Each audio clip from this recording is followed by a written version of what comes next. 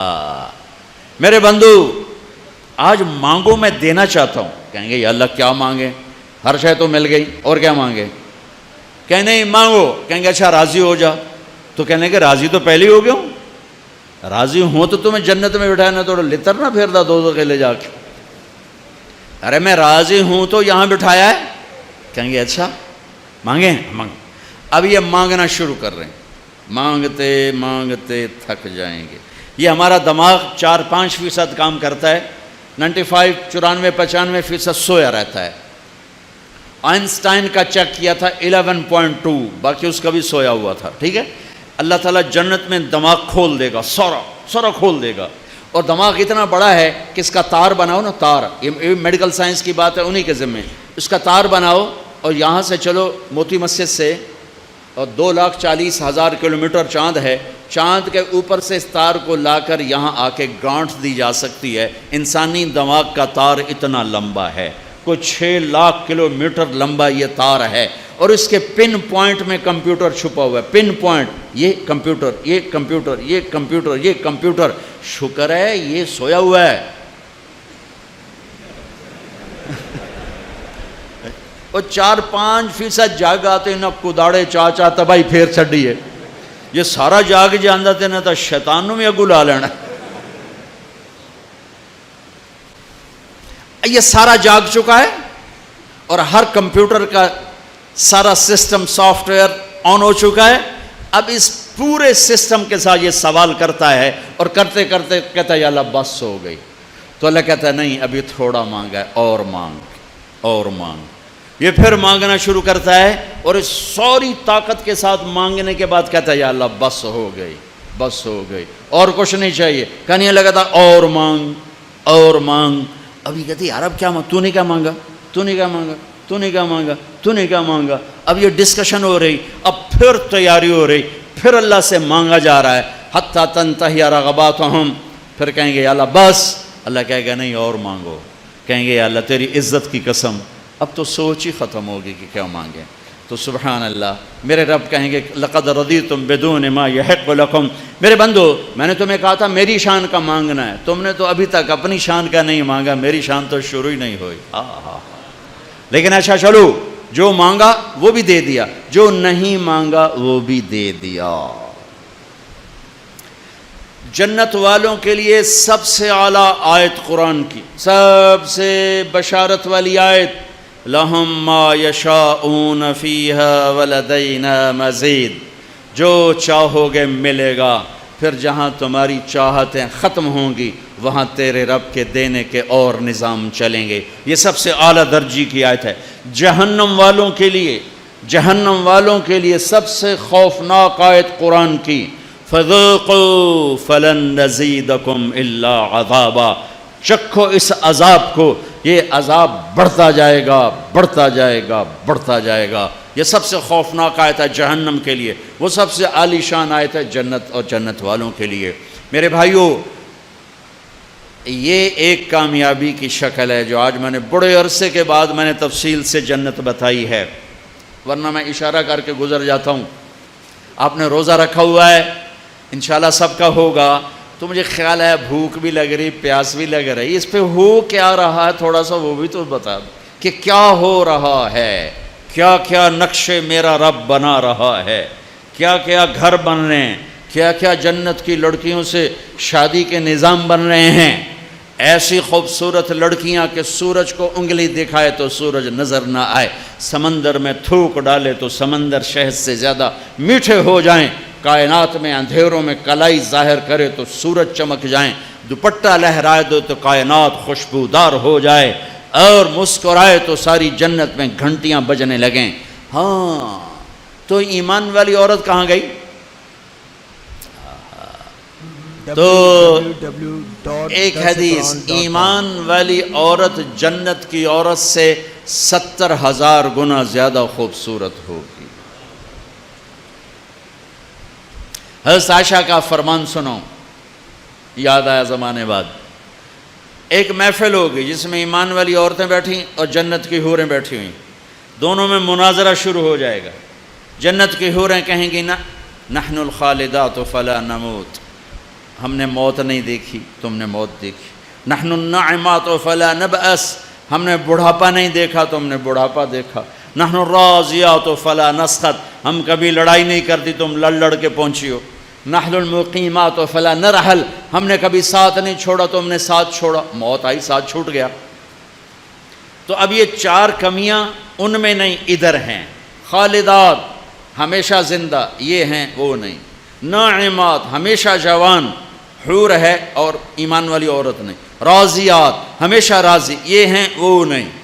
مقیمات ہمیشہ ساتھ رہنے والی، یہ ہیں وہ نہیں۔ اس کے جواب میں ایمان والی عورتوں نے کیا کہا؟ نحن المصلیات فما صلیتن، ہم نے سجدے کیے تم سجدوں سے محروم ہو۔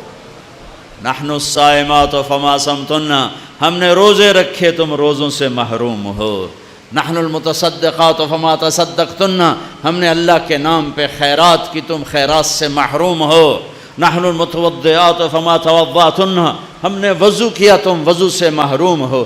حضرت عائشہ فرماتے ہیں فغلبناہن، ایمان والی عورتیں جنت کی عورتوں پہ غالب آ جائیں گی۔ اور یہ غلبہ 70,000 کا مطلب ہوتا ہے لامحدود، لامحدود۔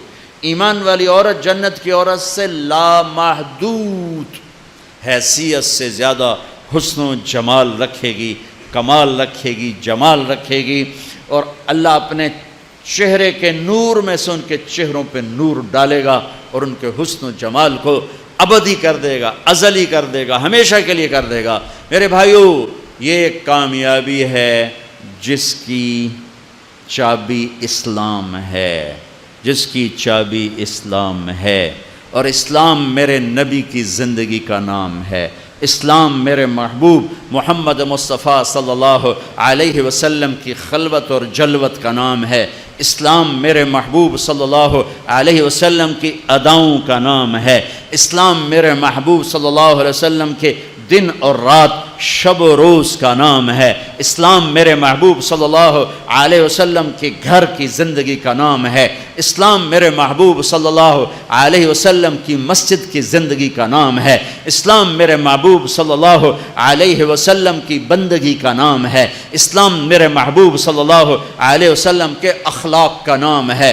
اسلام میرے محبوب صلی اللہ علیہ وسلم کے کردار کا نام ہے۔ اسلام میرے محبوب صلی اللہ علیہ وسلم کی معاشرت کا نام ہے۔ اسلام میرے محبوب صلی اللہ علیہ وسلم کی معاملات کا نام ہے۔ اسلام میرے محبوب صلی اللہ علیہ وسلم کے لین دین کا نام ہے۔ اسلام میرے محبوب صلی اللہ علیہ وسلم کی تبلیغ دعوت کا نام ہے۔ اسلام میرے محبوب صلی اللہ علیہ وسلم کے جہاد کا نام ہے۔ اسلام میرے محبوب صلی اللہ تعالی علیہ وسلم کے عشق و محبت کا نام ہے۔ اسلام میرے محبوب صلی اللہ تعالی علیہ وسلم کی پیدائش سے لے کر دنیا سے جانے تک پوری زندگی کی ہر ادا کا نام ہے ان الدین عند اللہ الاسلام، اور دین تو اسلام ہی ہے۔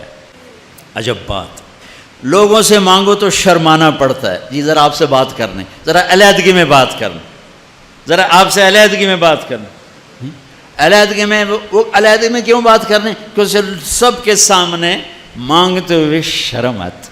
یہ بات بتا رہی ہے کہ یہ فطرت کے خلاف ہے، اور جب اللہ کا فقیر بننا ہو تو سب کے سامنے ہاتھ اٹھا رہا ہے، اور یوں اٹھا رہا ہے، اور دھوڑے مار کے رو رہا ہے، اور آنسو بہا رہا ہے، ملتزم سے چمٹا ہوا چیخیں، عرفات کے میدان میں چیخیں، ریاض الجنہ میں چیخیں، جمعہ کی رات شب قدر میں چیخیں، حرمین کی دعا میں چیخیں، سب کے سامنے مانگ رہا ہے، اور زبان حال سے کہہ رہا ہے کہ اللہ سے مانگنا ہی عزت ہے، باقی تو ذلت ہی ذلت ہے۔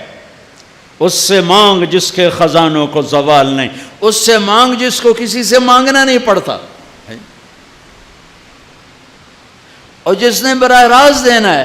اب میں امجد سے کہوں بھائی یوسف صاحب سے بھی مجھے یہ لے کر دو، اور اگر میں براہ راست ان سے مانگوں تو شارٹ کٹ نہیں ہو گیا ہے؟ اللہ کہتا ہے ارے اس سے مانگ جس کو کہیں سے لینا نہیں پڑتا۔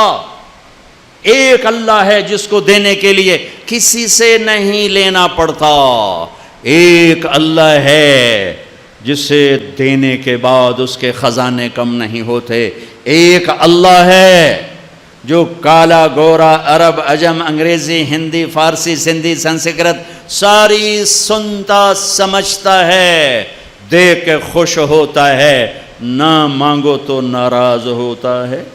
یہاں سے اٹھتے ہی کسی سے لڑے ہوئے ہو تو صلح کر لینا، کسی سے لڑے ہوئے ہو تو صلح کر لینا، بیوی لڑی ہوئے تو خامند سے صلح کر لے، خامند لڑا ہے تو بیوی سے صلح کر لے، بھائی لڑے ہیں تو صلح کر لیں، اولاد ماں باپ لڑیں صلح کر لیں۔ اللہ کو صلح پسند ہے، صلح پسند ہے۔ محبت سے رہو، اختلاف رائے بھی رکھو، اختلاف فی المسائل بھی رکھو، لیکن رہو محبت سے، رہو محبت سے، رہو محبت سے۔ نیت کرتے ہو سارے بھائی؟ آؤ ہم سب توبہ کر لیں۔ توبہ کرتے ہو؟ توبہ کرتے ہو؟ کہو میرے ساتھ، یا اللہ میری توبہ۔ پھر کہو یا اللہ میری توبہ۔ 1711 میں ایک سائنسدان پیدا ہوا جرمنی میں، ایڈورڈ ہیوم، وہ 1778 میں مرا ہے۔ تو نیوٹن نے یہ بتایا کہ یہ کائنات ایک سائنٹیفک طریقے سے چل رہی ہے، ایک آٹومیٹک سسٹم ہے جس کے تحت چل رہی۔ وہ خدا کا منکر نہیں تھا۔ ہیوم نے آ کر خدائی کا انکار کیا۔ انہوں نے کہا جب 2 اور 2 4 ہے تو کسی خدا کو ماننے کی کیا ضرورت ہے کہ اس نے 2 اور 2 کو 4 کیا؟ ہم دیکھ رہے ہیں سب کچھ آٹومیٹک ہو رہا ہے، کوئی خدا نہیں ہے۔ سب سے پہلے دہریت کا تصور اس شخص نے دیا کہ اللہ کوئی نہیں ہے، یہ سب خود بخود ہو رہا ہے، خود بخود ہو رہا ہے۔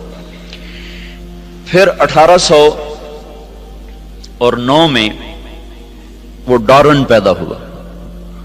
اس کی تھیوری میں نے جا کے ساری دیکھی، اس کا میوزیم ہے پورا لندن میں، اس کا پورا میوزیم ہے، سارا میں نے جا کے دیکھا۔ اس نے ایک اور ہی چوچا چھوڑ دیا، ان کا ایک سیل پانی کے کہیں کنارے کہیں سے آ گیا، کیسے آ گیا؟ وہ بڑھتے بڑھتے بڑھتے یہ سب کچھ بن گیا، یہ انسان بن گیا، یہ پہاڑ بن گئے، پتھر بن گئے۔ اس میں بھی کوئی نیکی بدی کا کوئی تصور نہیں ہے، آٹومیٹک پیدا ہوا، لہذا چلو بھی ٹھیک، خود بخود ہو گیا، جو مرضی کرو، جو مرضی کرو۔ ایک تصور اسلام نے دیا، اور بھی بہت سے نظریات ہیں، میں نے صرف مثال کے طور پر آپ کو بتا دیا۔ ایک تصور اسلام نے دیا، اور بڑے خوبصورت انداز میں اللہ نے پہلے ہم سے سوال کیا، بولو بھائی، ام خلقوا من غیر الشیء، تم خود بخود پیدا ہو گئے ہو، اپنے آپ بن گئے ہو؟ یہ ڈارون تھیوری، ایک سیل اپنے آپ بن گیا، اور یہ ان پڑھ سائنسدانوں کی تھیوری کہ یہ ایک دم وہ سیل مختلف شکلیں بدلتا ہو، اپنے آپ ہی ایسے سب کچھ ہوتا چلا گیا۔ تو اللہ اس کو سوالیہ انداز میں 1400 سال پہلے کہہ رہا ہے کہ 1400 برس کے بعد ایسے پاگل لوگ آئیں گے، تو اللہ کہتا ہے ام خلقوا من غیر الشیء، بولو بھائی تم خود بخود بنے ہو؟ تو اس کا جواب تو آج کی سائنس نے دے دیا کہ نہیں، خود بخود تو نہیں بنی۔ پھر اللہ دوسرا سوال کرتا ہے، ام ہم الخالقون، کیا تم اپنے خالق خود ہو؟ اب تو نے اپنے آپ کو خود بنایا ہے؟ اس کا جواب بھی نفی میں ہے، ہم نے اپنے آپ کو خود کہاں بنایا؟ ہمیں تو 4 سال کی عمر میں پتہ چلا کہ ہمارا کوئی وجود ہے۔ تو اللہ تیسرا سوال کرتا ہے، ام خلق السماوات والارض، یہ زمین آسمان تم نے بنایا ہے؟ دیکھتے نہیں کیسے ترتیب سے ہے۔ ایک تھیوری ہے نا کہ آپ پہ ہی بن گیا، خود بخود بن گیا۔ اس نظریے کو بھی سائنس نے آ کر 1948 میں غلط ثابت کیا۔ 1929 میں کیلیفورنیا میں ایک سائنسدان تھا، وہ دیکھ رہا تھا تو اس نے پہلی دفعہ دیکھا کہ ایک بڑے منظم ردم کے ساتھ یہ ساری کائنات ایسے پھیل رہی ہے، اور ان میں بڑا ایک ربط ہے، بہت طاقتور ربط ہے، وہ فاصلوں کا تناسب ہے۔ پھر اس پر انہوں نے مزید تحقیق کرتے 1948 میں وہ اس نتیجے پر پہنچے کہ یہ کائنات زیرو سے بنی ہے، ایک دھماکے سے بنی ہے، دھماکے سے۔ میں ساہیوال میں تھا، ایک بچہ آیا میرے پاس، FSC کا اس کے کان پر کا ہیڈ فون سا تھا، کہا جی یہ انٹرنیٹ سے جڑا ہوا ہے، اس وقت 700 لڑکے آپ کی بات سنیں گے جو آپ مجھ سے کریں گے۔ ایک یہودی ہم سے تل ابیب سے سوال کر رہا ہے کہ بگ بینگ کے بارے میں تمہارے قرآن میں کوئی بات ہے کہ یہ کائنات ایک دھماکے سے وجود میں آئی؟ کیا تمہارے دین میں کوئی اس کے بارے میں دلیل روشنی ہے؟ تو اگر ہے تو مجھے بتاؤ، تو پھر میں مسلمان ہو جاؤں۔ میں نے کہا پہلی بات یہ بچے کہ ہمارا قرآن سائنس کی تصدیق کرنے نہیں آیا اور سائنس کو جھٹلانے نہیں آیا، ہمارا قرآن ہدایت کے لیے آیا ہے، زندگی گزارنے کا طریقہ بتاتا ہے۔ کہیں کہیں وہ دنیا کی چیزوں کو ٹچ کرتا ہے، جہاں وہ ٹچ کرتا ہے وہ ایسا صحیح ٹچ کرتا ہے کہ پھر اسے کوئی چیلنج نہیں کر سکتا۔ تو اشارہ ہم قیاس کر سکتے ہیں کہ اس سے اشارہ ہوتا ہے کہ اللہ تعالیٰ کہتے ہیں حی افلا یؤمنون، یہ جو میرے منکر ہیں ان کو پتہ نہیں ہے کہ زمین آسمان ایک ملا ہوا مادہ تھا، ایک ملا ہوا رتق ہوتا ہے، چیز اس طرح آپس میں مل جائے کہ پھر اسے جدا نہ کیا جا سکے۔ جیسے گوشت الگ ہے، سبزی الگ ہے، نمک الگ ہے، مرچ الگ ہے، جب ہم اس کو سالن بناتے ہیں تو ہر چیز مکس ہو کر اب نمک مرچ ہلدی اس میں سے نہیں نکل سکتی، اس کو عربی میں کہتے ہیں رتق۔ کانتا رتقن، یہ سب کچھ ملا ہوا تھا، اور فتق اس کو الگ الگ کر دیں، ففتقناہما، پھر ہم نے اس کو پھاڑا اور اس کو دھماکے کے ساتھ ہم نے اس کو پھیلانا شروع کیا۔ اثر کے بعد وہ آیا، کہنے لگا جی وہ یہودی مسلمان ہو گیا ہے، اس وقت سن کے چلا گیا، پھر اثر کے بعد اس نے آ کر مجھے بتایا کہ وہ مسلمان ہو گیا ہے۔ تو ہمارے پاس یہ نظریہ نہیں ہے کہ یہ آپ ہی بن گئے، ہمارے پاس یہ نظریہ کہ اس کو اللہ نے بنایا ہے اور ایک نظام کے ساتھ۔ اچھا، پھر ایک پال ڈیوس سائنسدان تھا آسٹریلیا کا، اس نے پھر ایک اور بات ثابت کی کہ کوئی بنانے والا ہے، خود نہیں بنا۔ اس نے ڈارون کو غلط ثابت کیا، اور دوسرے جو دہریے، بہت سے دہریے سائنسدان تھے اب بھی ہیں، ان سب کی بات کو اس نے غلط ثابت کیا کہ یہ دھماکہ کسی نے کیا ہے، خود نہیں ہوا، کہ ہر دھماکے کے بعد تخریب ہوتی ہے، دھماکے سے تو تخریب ہوتی ہے نا کہ تعمیر۔ اگر میں جا کے ابھی اپنے مسجد میں کہوں کہ ہم وہ بیٹھے تھے لارنس کالج کی مسجد میں، وہاں ہوا دھماکہ، ہر لڑکا اڑتا ہوا اپنے بیڈ پہ جا کے بیٹھ گیا اور پرنسپل جا کر اڑتے ہوئے اپنے آفس کی سیٹ میں فٹ ہو گئے۔ کوئی مانے گا اس کو؟ مول صاحب پاگل ہو گئے ہیں کسی بات؟ کبھی دھماکہ بھی ایسے منظم طریقے سے ہوا؟ دھماکے سے تو توڑ پھوڑ ہوتی ہے، نہ کہ اس سے کوئی شکل وجود میں آتی ہے یا کوئی تعمیر وجود میں آتی ہے۔ یہ کائنات میں واحد دھماکہ ہے جس نے اتنے خوبصورت انداز میں کائنات کو وجود دیا کہ کوئی یہ ماننے پہ تیار نہیں ہے کہ یہ دھماکہ اتنا عقل مند تھا۔ دھماکہ تو پاگل پن ہوتا ہے نا، ٹھا ہوئی اور یہ ادھر گیا وہ ادھر گیا۔ تو اس نے نا پھر ایک سیکنڈ کو نا 1000 حصوں میں تو تقسیم کیا جا سکتا ہے، 1000 سے آگے پھر وہ تقسیم نہیں ہوتا۔ تو اس نے یہ بات پروو کی کہ اگر ہم فرضی طور پر 1 سیکنڈ کے 10 لاکھ خرب حصے کر دیں، 10 لاکھ خرب حصے، جب دھماکہ ہوا تھا تو 2 طاقتیں پیدا ہوئی تھی، ایک گریوٹی اور ایک رفتار۔ ایک رفتار پیدا ہو کے دھماکے سے چیز پھیلتی ہے نا، ایک دم ابھرتی ہے۔ تو جب وہ تھا تو اس میں 2 طاقتیں پیدا ہوئیں، ایک کشش گریوٹی، ایک رفتار سپیڈ۔ اگر اس وقت سپیڈ زیادہ ہو جاتی تو یہ کائنات بکھر جاتی، اور اگر اس وقت کشش اور گریوٹی زیادہ ہو جاتی تو یہ کائنات پھر سمٹ کے پھر زیرو ہو جاتی۔ اس میں اگر 1 سیکنڈ کے 10 لاکھ خرب حصے کیے جائیں اور 1/10 لاکھ خرب سیکنڈ کے برابر اگر رفتار بڑھ جاتی تو کائنات بکھر جاتی، اور اگر گریوٹی بڑھ جاتی تو کائنات زیرو ہو جاتی۔ تو یہ کوئی کیسے تسلیم کرے کہ یہ آٹومیٹک ہو گیا، یہ خود بخود ہو گیا؟ کوئی تو ہے، اور وہ کون ہے؟ یہاں آ کے وہ اٹک جاتے ہیں۔ تو ہمارے یہ اس بچے سے بھی پوچھو تو کہے گا اللہ نے زمین بنائی، اللہ نے آسمان بنایا۔ تو اس کو اللہ نے یوں جواب دیا، ان ربکم اللہ الذی خلق السماوات والارض فی 6 ایام، تیرا اللہ ہے جس نے زمین آسمان 6 دن میں بنائے، ثم استوى علی العرش، پھر عرش پہ تخت بچھایا، یغشی اللیل النہار، پھر دن اور رات کا نظام چلایا، یطلبہ حثیثا، دن آگے چلتا ہے رات پیچھے چلتی ہے، اور پھر الشمس والقمر والنجوم مسخرات بامرہ، پھر اس نے سورج چاند ستاروں کو اپنے تابع کر دیا۔ تو ہمارے لیے ایک جواب آسان ہو گیا کہ سب کا بنانے والا اللہ ہے۔ پہاڑ کیسے بن گئے؟ والجبال ارساہا، اللہ نے گاڑ دیے۔ پانی کیسے بن گیا؟ کہ اللہ تعالیٰ نے بنایا، فسالت اودیۃ بقدرہا۔ زمین کیسے بن گئی؟ والارض فرشناہا فنعم الماہدون، اللہ نے بنا دی۔ میٹھا پانی کہاں سے آیا؟ وہ بھی اللہ نے بنایا، ھذا عذب فرات سائغ شرابہ، کڑوا کس نے بنایا؟ کہ وہ بھی اللہ نے بنایا. وَهَذَا مِلْحٌ اُجَاجٌ، یہ کڑوا بدبودار. اللہ نے کڑوے پانی کو نا بطور نعمت کے ذکر کیا کہ سمندروں کا پانی ہم نے کڑوا بنایا، دریاؤں کا پانی ہم نے میٹھا بنایا. یہ ہمارے لیے کیا مزہ ہے، یہ ہمارے لیے کیا نعمت ہے. اگر سمندر کے پانی میٹھے ہوتے تو یہ بدبودار ہو جاتے، اور ایک پانی کا تالاب گندا ہو جائے نا تو سارا گاؤں مصیبت میں آ جاتا ہے. 7 سمندر کا پانی گندا ہو جاتا اور بدبودار ہو جاتا تو ہمیں تو مری میں بیٹھنا ہی مشکل ہو جاتا. یہاں لوگ مر رہے ہوتے تو اللہ نے اس میں تیزاب پیدا کر دیا جو اس کی گندگی کو جلاتا رہتا ہے، جلاتا رہتا ہے، جلاتا رہتا ہے. پھر اس میں اللہ طوفان اٹھاتا ہے، موجیں اٹھاتا ہے، لہریں اٹھاتا ہے. کوئی تھوڑی بہت چیز بنے بھی صحیح تو پانی کی آپس کی طوفانی ٹکراؤ سے اللہ اس کو بھسم کر دیتا ہے. اب یہ نمک آتا کہاں سے ہے؟ اس میں نمک ہر وقت کہاں سے آتا رہتا ہے؟ اگر تو اللہ ہمارے ذمہ لگاتا، ہاں بھائی پانی کو کڑوا رکھو ورنہ یہ تمہیں تباہ کر دے گا، اس کی بدبو تمہیں برباد کر دے گی، تو پھر انشاءاللہ لارنس کالج والے سارے کھیوڑا کی کان کے آگے کھڑے ہوتے، ٹرک بھر رہے ہوتے، جی سب کی باریاں لگی ہوتی، ذمہ دار، تاجر. اللہ نے ہمیں اتنا نمک دیا، پوری دنیا میں اتنا نمک کسی کے پاس کوئی.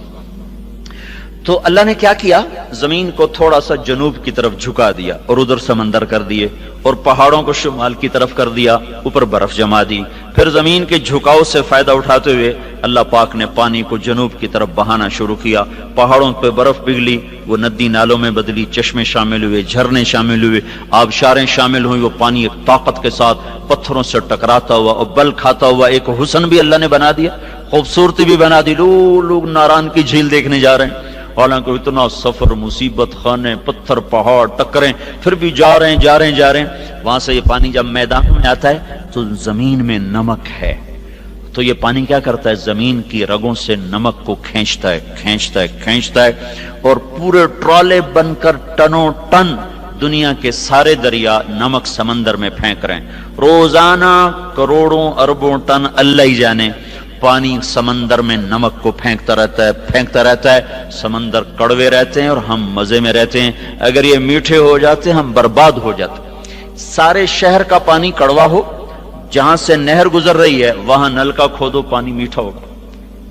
فیصل آباد میں میری رہائش ہے، میرا علاقہ خانوال ہے، رہائش میری فیصل آباد، تو وہاں سارے شہر کا پانی گندا ہے. اس میں سے ایک نہر گزر رہی ہے، اس نہر کے دونوں طرف جتنے نلکے ہیں سب کا پانی میٹھا، چونکہ پانی بہتا رہتا ہے اور اس کے اندر کے نمک کو کھینچ کے آگے چلتا رہتا ہے. تو یہ ہمیں اللہ تعالیٰ نے جواب دیا، ام خلقوا من غیر شیء. کیوں بھائی آپ ہی بن گئے خود بخود؟ اگر خود بخود بنے تو جاؤ جو کرنا ہے مرضی کرو. نہیں اللہ خود بخود تو نہیں بنے. ہیچ چیزے خود بخود چیزے نشد، ہیچ آہن خنجرے تیغے نشد، ہیچ حلوائی نشد استاذ کار، تا غلام شکر ریزے نشد، مولوی ہرگز نشد مولا روم، تا غلام شمس تبریزے نشد. کوئی چیز خود بخود تو ہے نہیں. تو پھر اللہ تعالیٰ ہم سے کہتا پتہ تو کرو تمہیں کس نے بنایا ہے. یہ بہت بڑا زندگی کا سوال ہے، تمہیں کس نے بنایا؟ تمہیں کون موت دیتا ہے؟ تم کیوں پیدا ہوتے ہو؟ تم کہاں جا رہے ہو؟ یہ علم میرے بچوں کالجوں سکولوں میں نہیں پڑھایا جا رہا. یہ علم اللہ نے بطور مسلمان کے ہم پر فرض قرار دیا، اور پھر اللہ تعالیٰ نے قرآن کے ذریعے سے، حدیث پاک کے ذریعے سے اسے محفوظ کر دیا. تو زندگی کا سفر شروع کرنے سے پہلے یہ طے کرو کہ تم نے زندگی گزارنے کیسی. تم اچھے ڈاکٹر بنو، اچھے انجینئر بنو، اچھے سائنسدان بنو، یہ ہماری ضرورت ہے، لیکن تم اچھے انسان بنو، اچھے مسلمان بنو، یہ تمہاری زندگی کا مقصد ہے. تمہارے اس اچھا بننے پر ہماری زندگی کا دار و مدار. محمد ہمارے بڑی شان والے، محمد ہمارے بڑے شان والے، محمد ہمارے بڑے شان والے. لگاتے ہیں نعرہ یہ ایمان والے، محمد ہمارے بڑے شان والے. جب آئے زمین پر محمد ہمارے فلک نے بچھائے زمیں پر ستارے جب آئے زمیں پر محمد ہمارے فلک نے بچھائے زمیں پر ستارے اٹھے سرزمین عرب سے یہ نعرے محمد ہمارے بڑی شان والے نوا سے جو روئے تو روئے محمد وہ جب تک نہ سوئے